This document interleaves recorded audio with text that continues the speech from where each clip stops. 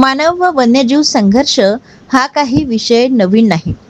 मात्र मानवी वस्तीत वन्य प्राण्यांचा शिरकाव ही खरंच गंभीर आणि धोकादायक बाब आहे.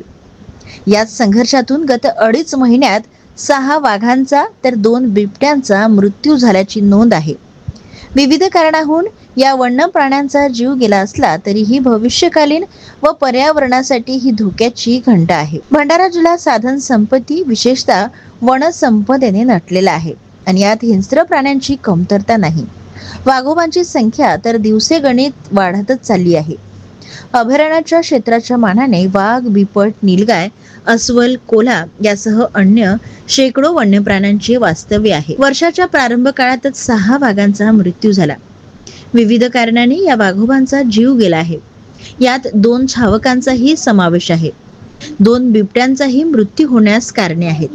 या सगळ्या गोष्टींचा उहापोह करण्यात वन विभाग लागले असले तरीही वन्य प्राण्यांचा जीवही वाचविणे अत्यंत आवश्यक आहे. वाघांच्या मृत्यूमध्ये झालेली ही वाढ निश्चितच चिंताजनक आहे.